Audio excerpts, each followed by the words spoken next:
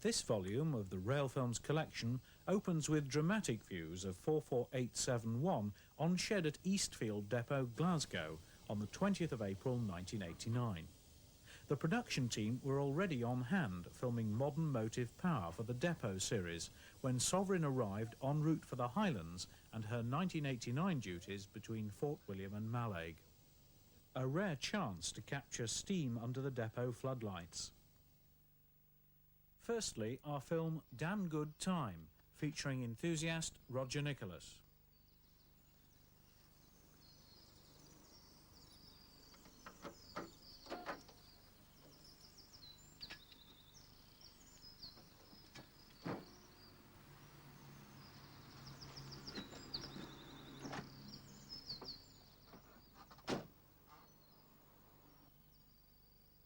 So you ask me, why do I go out most Saturday afternoons to photograph steam trains on the main line?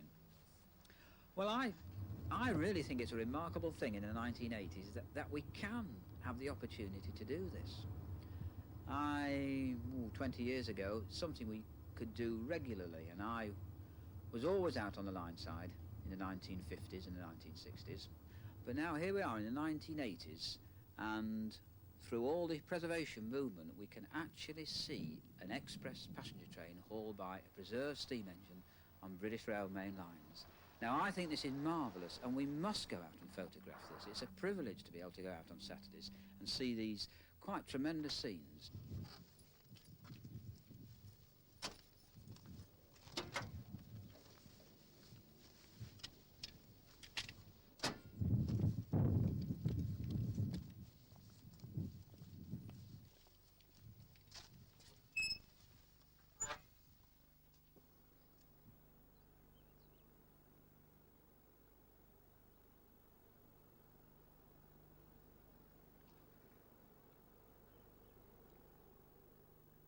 I think what I'm trying to do now is to try and get as much of a pictorial record on cinefilm of the steam scenes that we can see now, because my big steam days were definitely in the 1950s and 1960s, and of course I didn't have any cameras then, didn't have the equipment to record what we can now, and I'm so thankful that now I have got cameras, a good cine camera with sound, that I've now got the opportunities to record all the scenes which I remember 20 and 30 years ago.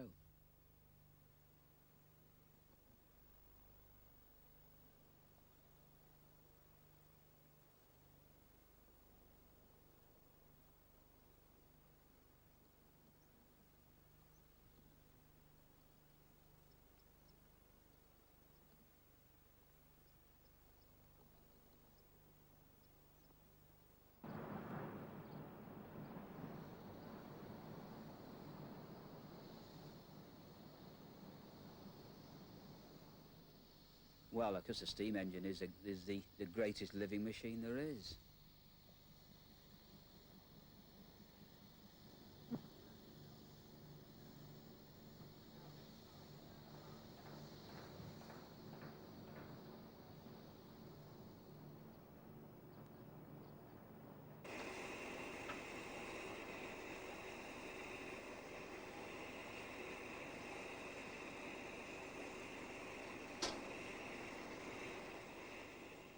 And it really is quite incredible that now in the 1980s you can wallow in these marvellous steam shed scenes, which is what we used to, what it was all about in the 1950s and 1960s. We took it for granted then, and suddenly in 1968 it was absolutely just taken away from us, perhaps never to be seen again. But here it is now. We've got it with us now, and it's marvellous.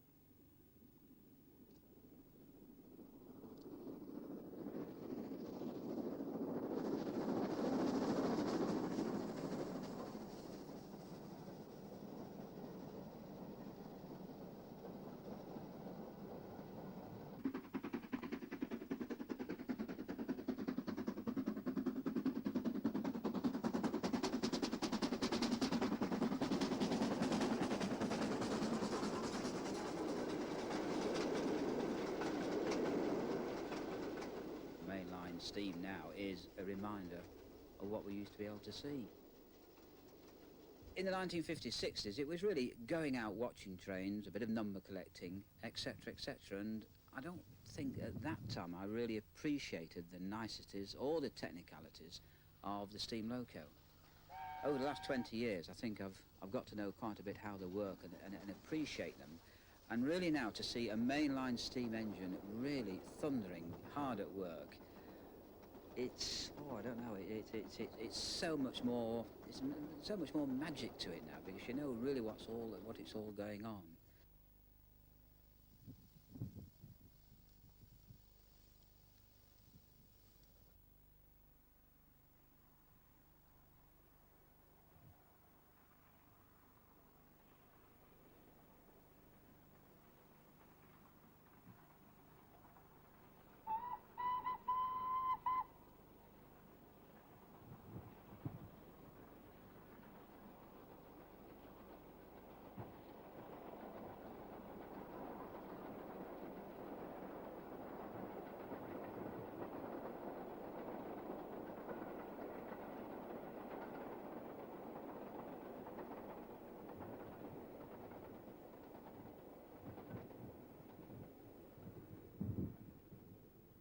To go out onto the main line and see such marvellous sights as Duchess of Hamilton powering up to Ace Gill at 50 mile an hour, hauling 500 and plus tons, absolutely incredible. And that is, to me, it's the absolutely, well, let's say the epitome of railway preservation.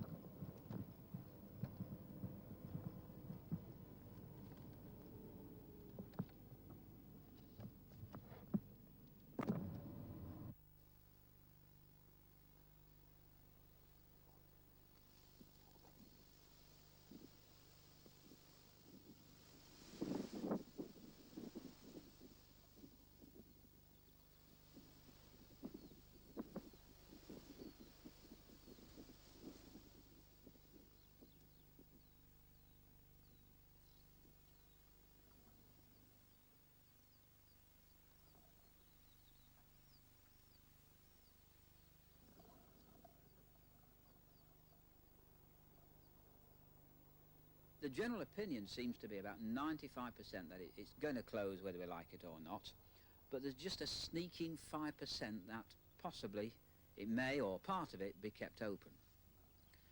Well, my view is that without any doubt it is the most attractive piece of railway line in the whole of the British Isles. It really is a wonderful piece of railway, and I for one will be very, very sorry to see it closed.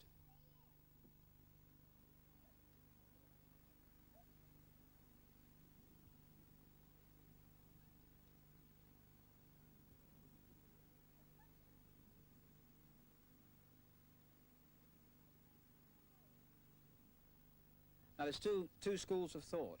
There's those who've got the heart in it and those who've perhaps got the head in it. And economics perhaps do say that the line should be closed. But its true splendour hasn't yet really been exploited, and I really do feel that if British Rail and tourist organisations really set about making an attraction of the line and marketing it, I think the results would be quite surprising.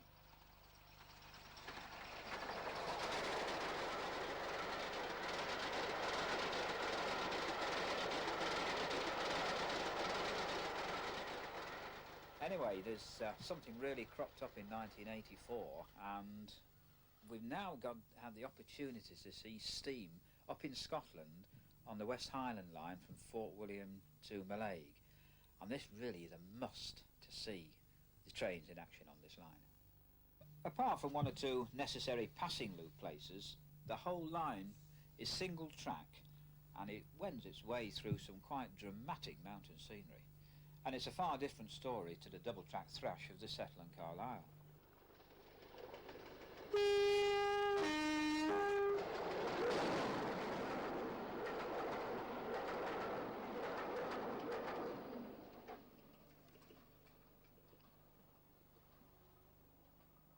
The Class 5 5407 was one of the locos selected for regular duty, and during the whole of the summer season in 1984 she was hauling tourists and enthusiasts.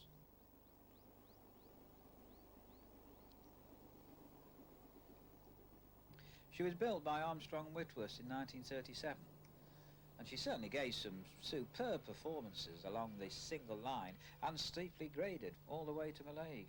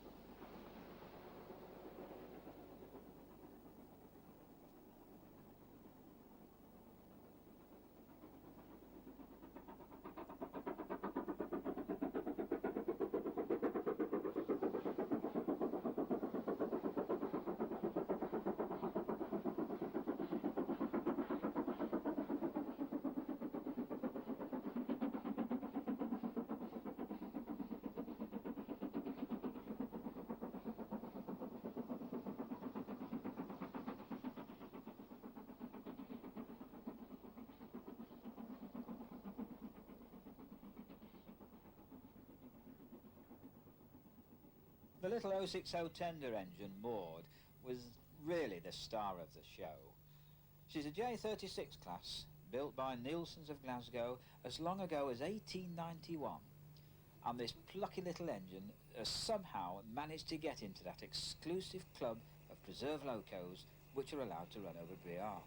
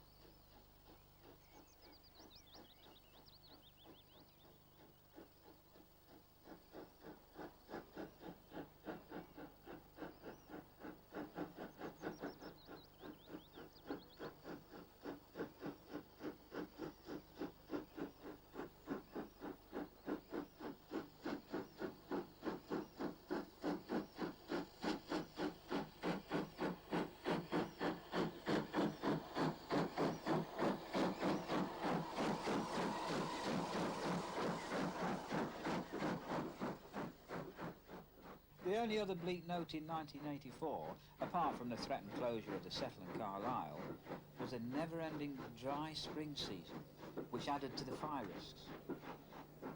A lot of immense damage was done to forests and communications, and this led to difficult decisions whether to run steam trains or not.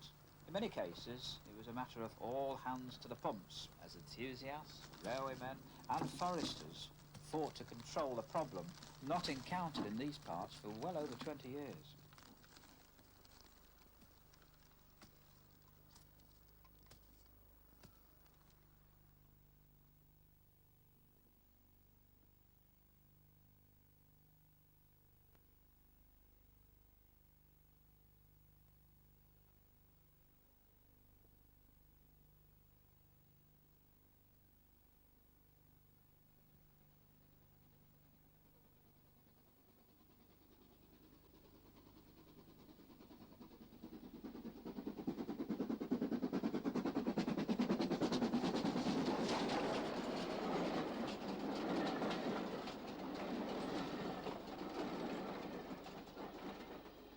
Mainline steam today, well, I would sum it up to say that it is the ultimate in railway preservation.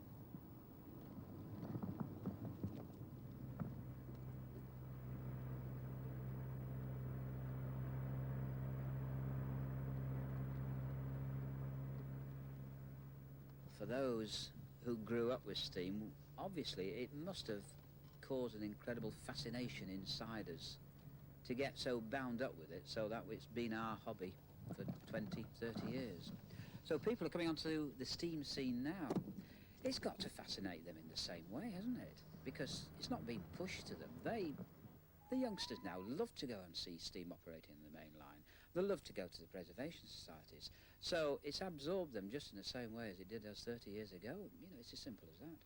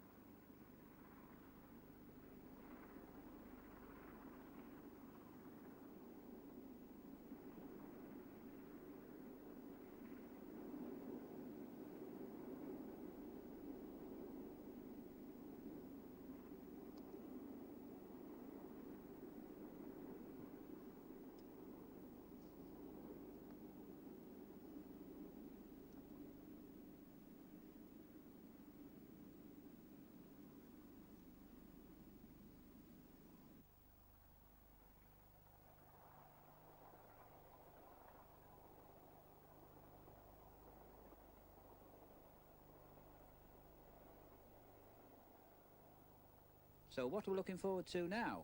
Well, the films will come back during the week, and that's another relive. We always look forward to the films coming back. And I don't know, when you've had a good day out like this, you're always thinking, oh gosh, you know, what can we do next Saturday? Where can we go then? And it really is exciting planning where you're going to go and where you're going to get your photos, which engine's coming, and just really mulling the whole day over. And when we've had days out like we've had today, we've really had a damn good time.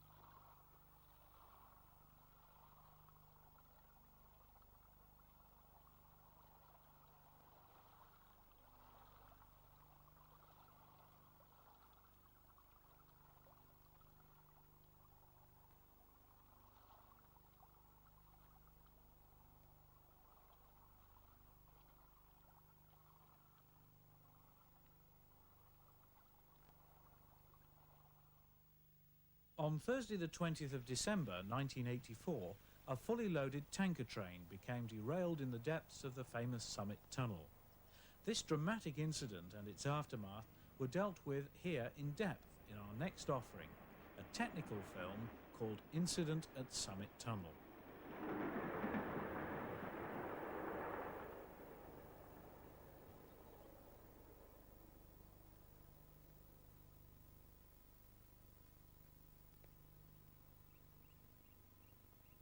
Linking the two counties of Lancashire and Yorkshire lies one of only three low-level routes through the Pennines, the Summit Tunnel. A route opened by the engineer George Stephenson on the 1st of March 1841. It was at that time an impressive feat to bore 2.5 kilometres of tunnel below the Pennine moors, and Stephenson himself referred to his efforts as the greatest work that has been done of this kind.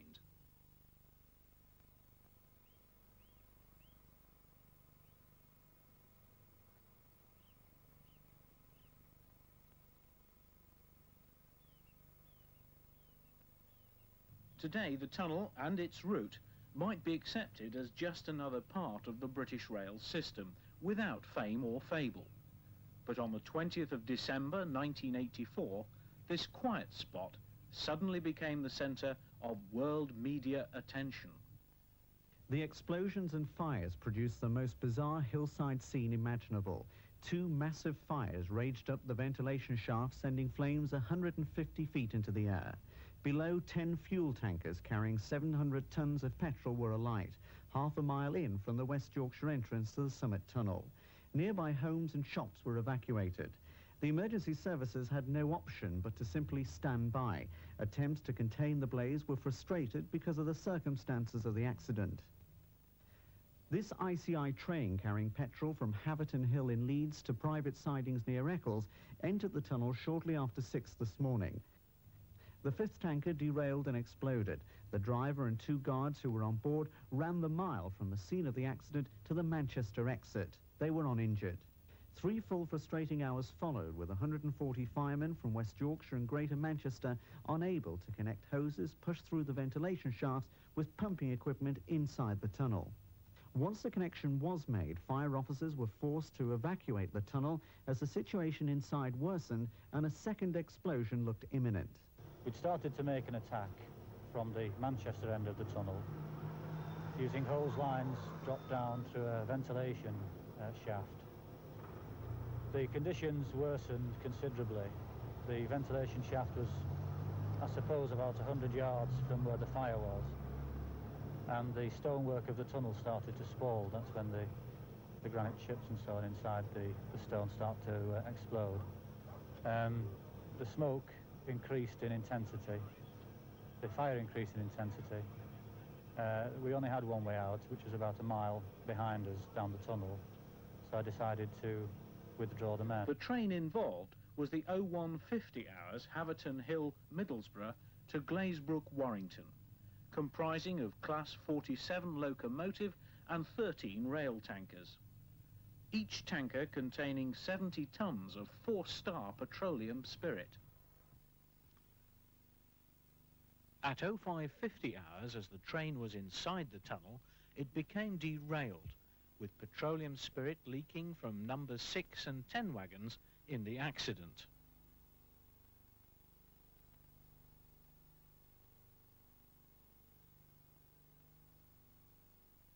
With the emergency services requested to attend, the driver returned to the tunnel at 8:40 hours and drove out the locomotive and the first 3 tankers unaffected by the accident.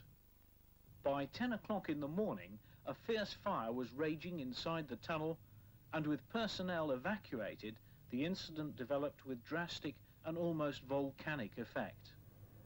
The temperature inside the tunnel soaring to 1200 degrees centigrade. These video pictures, taken by the West Yorkshire Fire Service video unit, show the wreckage inside the tunnel after the final extinguishing of the flames.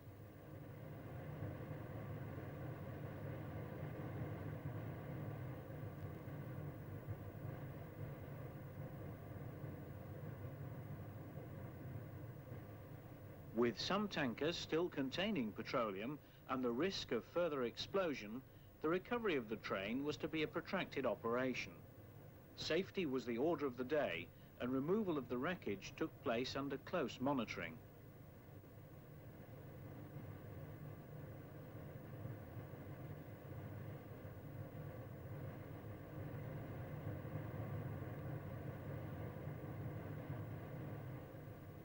Finally, further fire service pictures show the recovery of the wagons.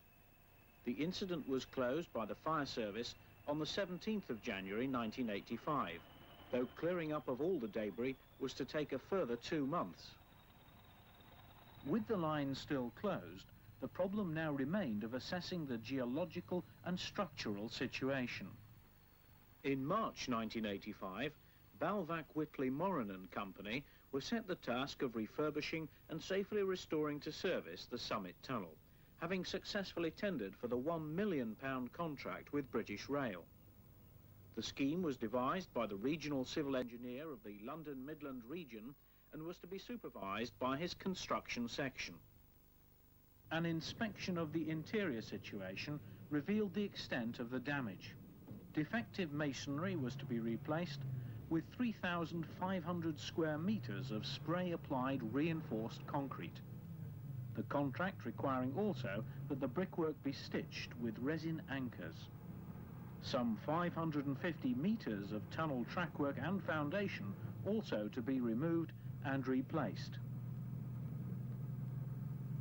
The air shafts required additional attention by way of rock stabilisation due to geological conditions predating the fire.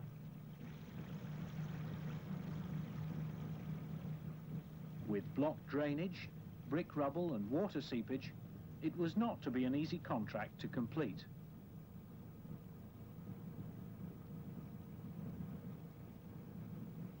Balvac Whitley Moran set up their base alongside British Rail at the Todmorden end of the tunnel, this being nearest the area affected by the fire.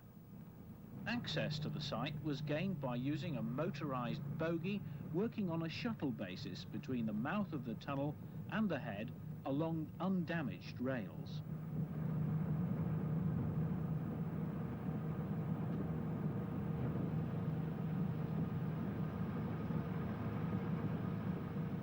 Prior to the commencement of repair work on site, British Rail surveyed the tunnel brick lining along its full length to ascertain the depth and condition of the existing brickwork.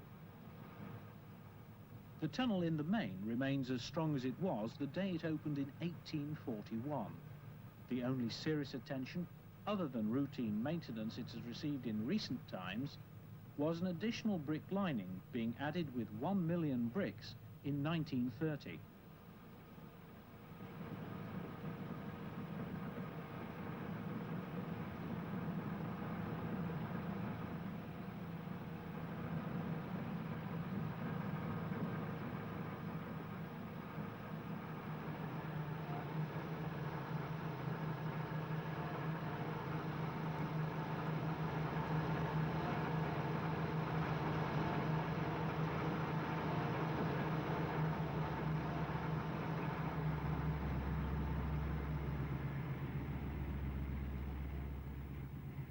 It was intended initially to fill all voids behind the brick lining throughout the fire-damaged area with grout.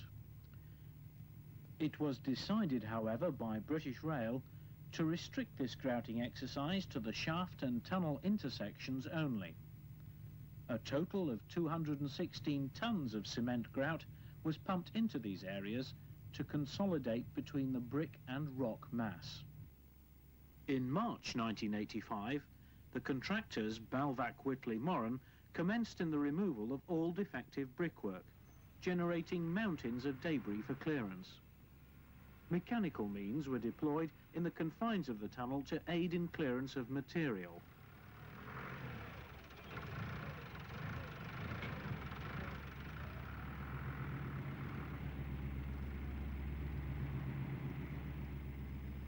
A system of scaffold was designed on bogies spacing both tracks to aid the movement of all work along the length.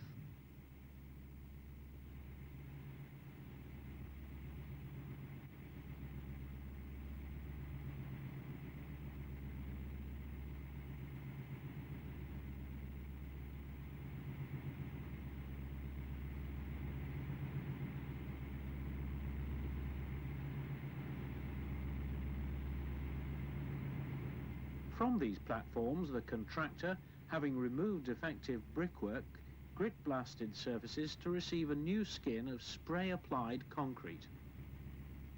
Mesh reinforcement was attached to the lining with cell-tight resin anchors, spaced at 750mm centres, and a layer of gunite 100mm thick applied.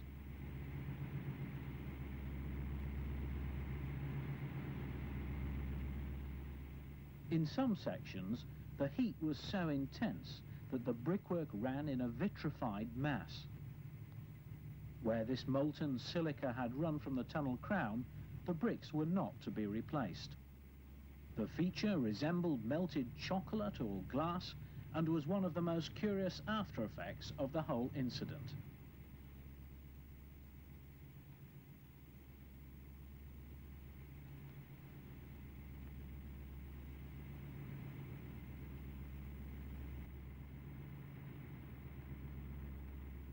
Throughout the operation, British Rail engineers kept a keen eye on progress.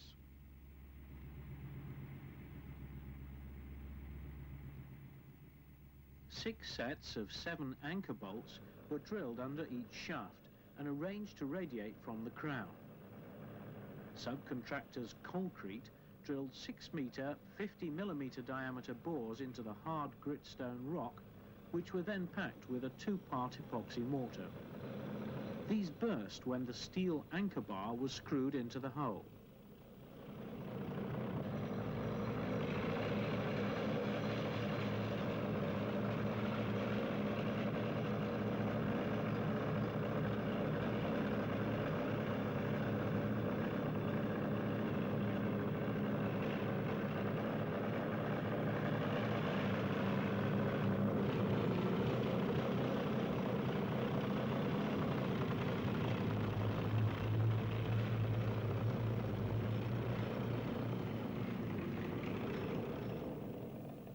Balvac Whitley Moran are specialists in spray-applied concrete application, and the tunnel conditions demonstrated the unique qualities of gunite that make it suitable for new construction or refurbishments, as was the situation with the Summit Tunnel.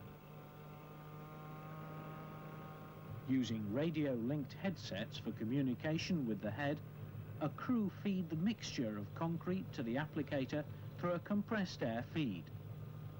Pipes laid along the tunnel providing the application head with its supply.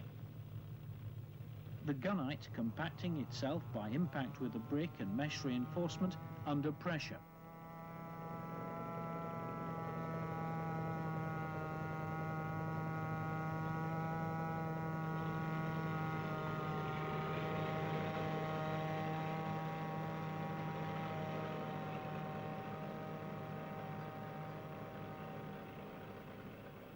Using this method, Balvac Whitley Moran progressed through the restricted access to the tunnel, filling fissures and voids in the damaged brick surface. The tunnel shafts required special attention. Access cradles were installed and trial works were carried out to establish the extent of damage caused by the fire. It was concluded that both shafts were potentially unsafe, and as such, repair works originally conceived as pressure pointing and stitching of the shaft linings were now inappropriate and should not proceed until such time as the base of the shafts had been fully stabilised to prevent brickwork collapse. Accordingly, grouting works were undertaken to consolidate under the shafts. 6 rows of 7 6-metre long and 38mm diameter resin anchors were installed at each shaft to further consolidate the brick arch under the shafts. To address these changed circumstances, British Rail engaged engineers James Williamson and partners to prepare a scheme for supporting the shafts, so preventing the possibility of future collapse. They were supported on site by Dames and Moore, who were initially retained to handle certain field exploratory investigation. The final scheme involved further grouting inside the shafts themselves to consolidate behind the lining. A further 12 resin anchors at each shaft to apply sprayed concrete to prevent brick falls, and to install cementitious strand anchors through a system of shear keys to fully tie the shaft lining into the adjacent rock. Here we see a shear key prior to installation.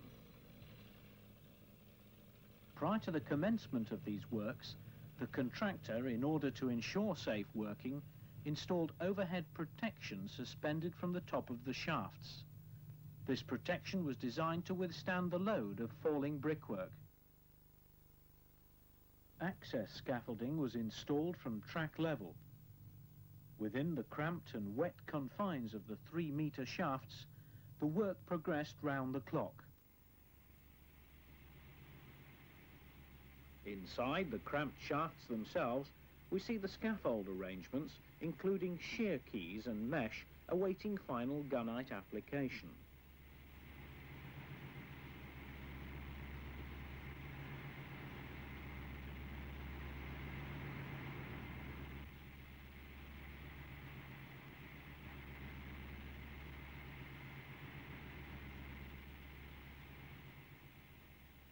Apace with these works, tunnel lining repairs were going on between the shafts.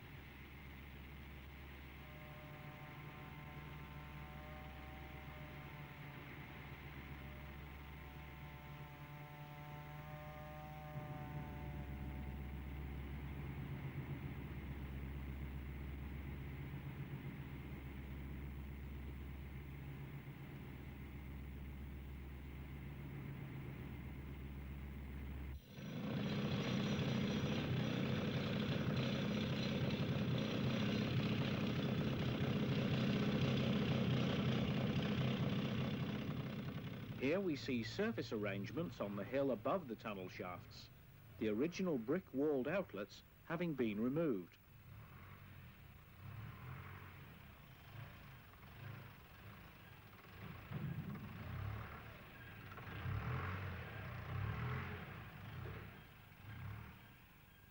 On completion of the shaft stabilisation work, the shafts were completely filled with polyurethane foam, work subcontracted to PPM.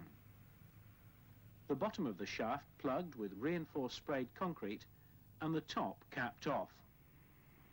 Here inside the tunnel, we see the plugged off lower end of the shafts in the crown of the tunnel lining.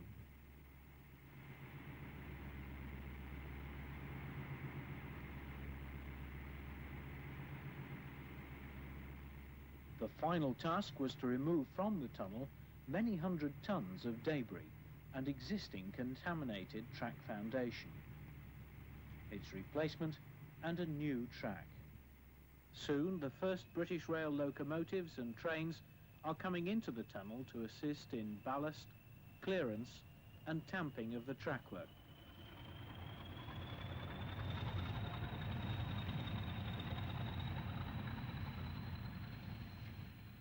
The now finished, clean and tidy effect of the gunite lining, now ready to bring the tunnel back to life as a vital communication link within the British Rail network.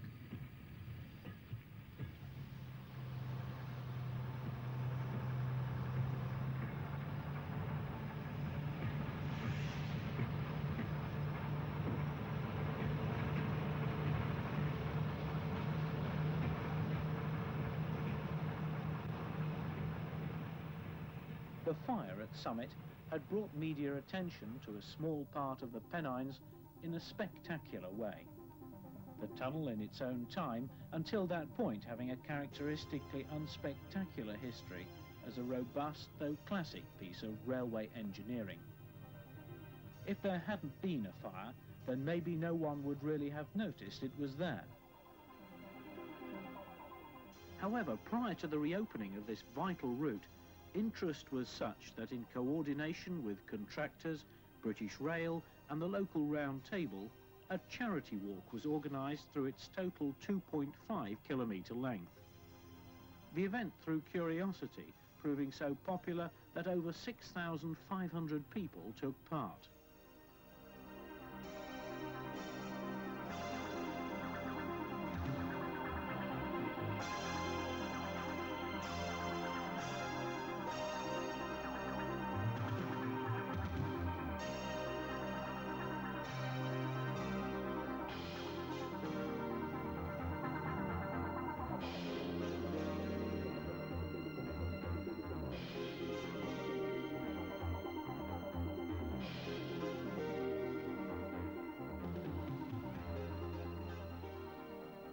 For Balvac-Whitley-Moran, the Summit Tunnel restoration, as a difficult and challenging project, was now complete.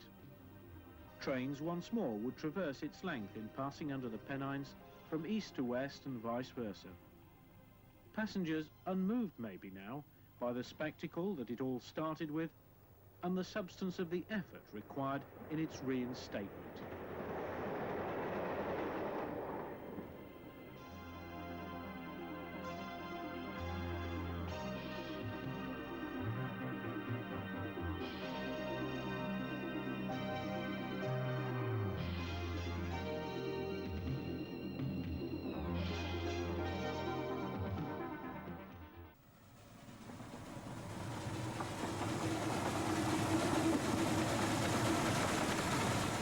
The The island of Mull has managed without a railway for over 150 years, but following the opening to the public of Torresey Castle with its magnificent grounds and stunning views, rails to a gauge of 10¼ inches have now reached out in service to tourists visiting the island.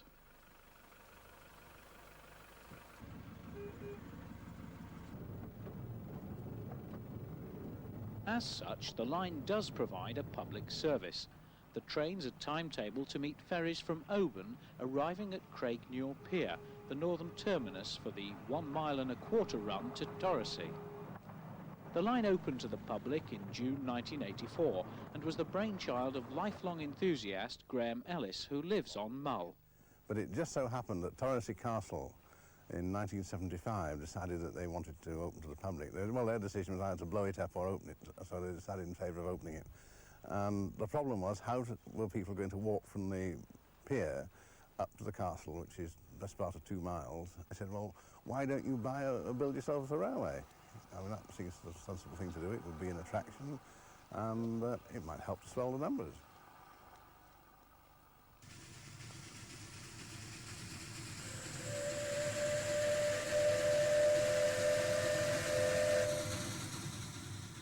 The charm of the railway's route is that it passes through scenery normally inaccessible to the visitor.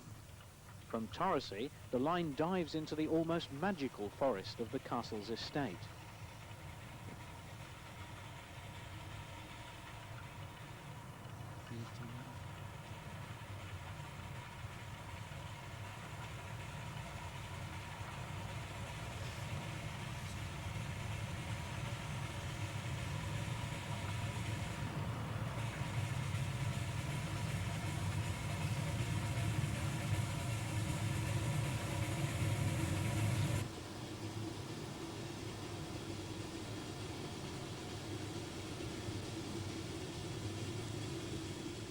Despite being of recent and at that challenging construction, the line's steep grades and aptly named Beatock summit looks well established.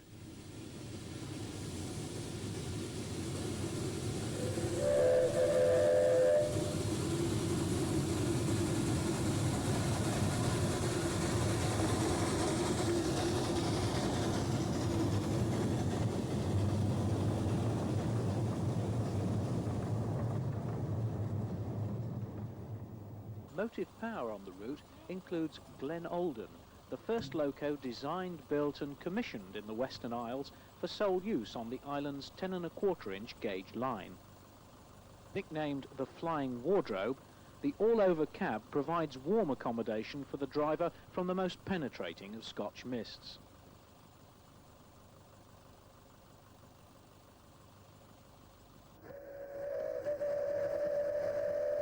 Lady of the Isles is a 264 narrow-gauge outline tank loco, built by Roger Marsh Limited in 1981. The loco is painted in colours based on those used by the North British and the Campbelltown and Machrihanish Railway.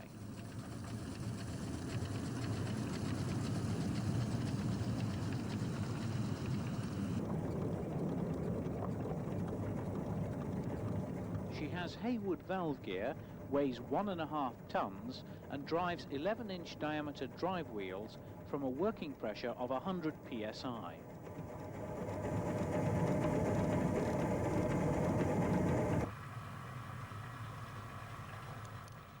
The challenge and difficulties of building the Mull line are amply rewarded by the sight of well-proportioned stock and locos at work against a panoramic and often dramatic view.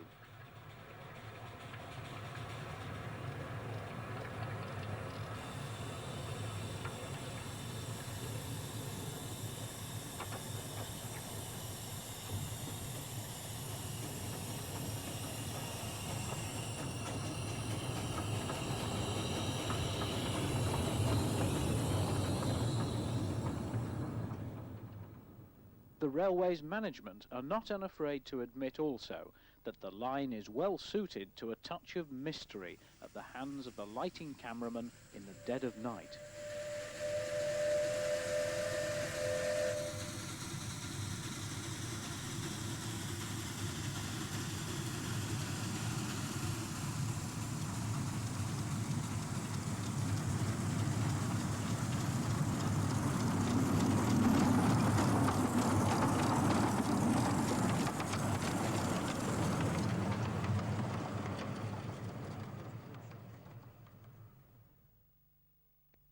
up to date now, and on Good Friday, 24th of March 1989, LMS 5407.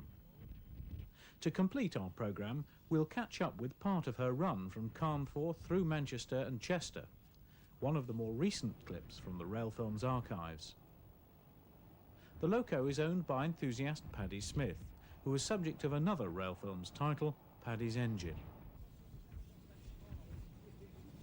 Firstly, in gale conditions at Carnforth, the loco is prepared on shed at Steamtown for what for owner Paddy Smith was to be another milestone in her preservation story, all to be explained in due course.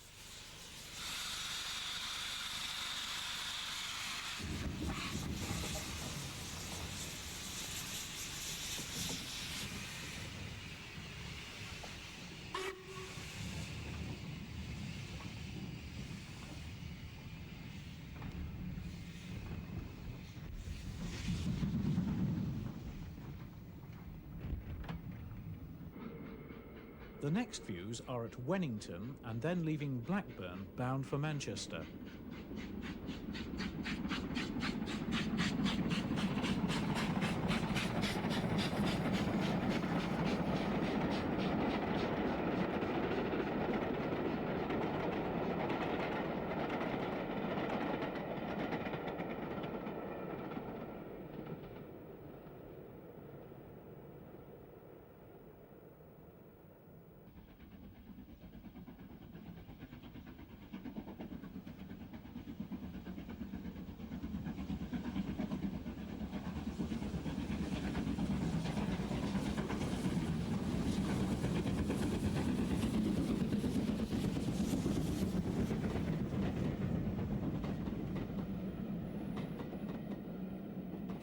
The climb up Miles Platting Bank from Victoria is no easy one.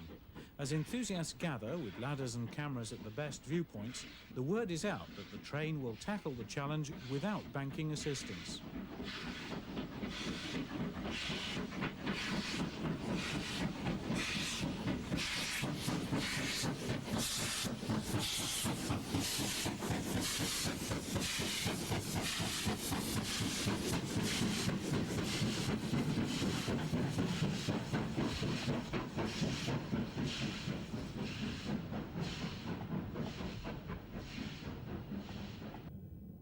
Mobberley. Here the Cheshire Line signal box has had a fresh coat of paint recently, though requests to the signalman to at least allow straightening of the name board for the occasion were met with some resistance.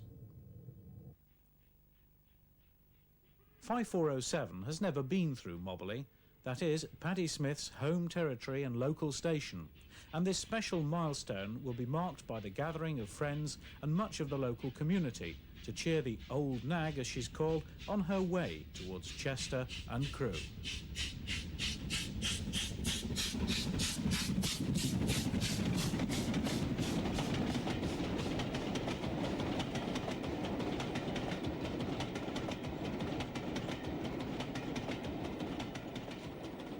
This Railfilms collection programme represents just a small portion of the special material shot since 1984.